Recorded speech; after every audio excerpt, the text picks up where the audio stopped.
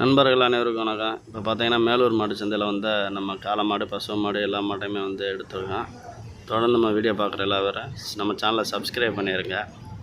நிறையா பேர் சப்ஸ்கிரைப் பண்ணாமல் இருப்பீங்க. லைக் பண்ணிடுங்க, ஷேர் பண்ணுங்கள்.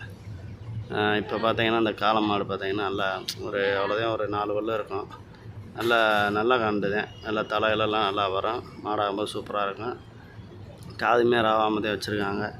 தேவைப்பட்டால் ராவிக்கலாம். ஆனால் ராவுற ஆள் நல்லா கரெக்டாக கூர்மையாக ராவுங்க. மற்றபடி ஒன்றும் இல்லை, நல்ல மாடு தான். அடுத்து பார்த்திங்கன்னா அந்த காளங்கன்று கிடக்கு வருங்க. நல்லா இந்த கண்டுலாம் நல்லா கண்டு தான். கண்டுக்கு அப்புறமே நல்லா கண்டாக தான் வந்துருந்துச்சு.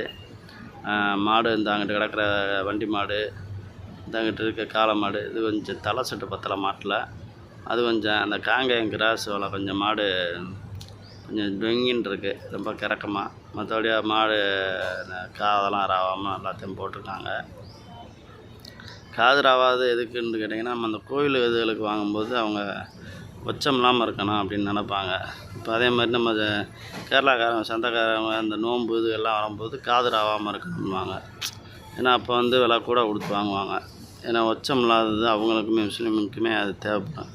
அதனால் அந்த மாதிரி வாங்குவாங்க. அதுக்காண்டி தான் இந்த காது ராவாதை வந்து இது பண்ணுறது. இந்த காலங்கண்டு இந்த அங்கிட்டு கிடக்கிறது இதெல்லாம் புறமே மாடு புறமே சூப்பர் மாடுலாம் வந்துருந்துச்சு. அடுத்து பார்த்திங்கன்னா இந்த காலையெல்லாம் பார்த்திங்கன்னா தும்மில் வந்து பாருங்கள் நல்லா சாஞ்சு வச்சு. மாடு கொஞ்சம் பிறண்ட மாடு தான். மச்சம் நல்லா கிடக்கு. மாடு நல்ல மாடு தான். தும்மல் மட்டும்தான் ரொம்ப சாஞ்சு வச்சு, மற்றபடி இது பண்ண முடியாது. நல்லா தலை செட்டு எல்லாமே இருக்குது. மாடு கொஞ்சம் ஆனால் வயசு கூடிருச்சு. தொடர்ந்து நம்ம வீடியோ பார்க்குற எல்லா வர நம்ம சேனலை சப்ஸ்கிரைப் பண்ணிடுங்க. அடுத்தடுத்து வீடியோ போடுறதுக்கு ஈஸியாக இருக்கும்.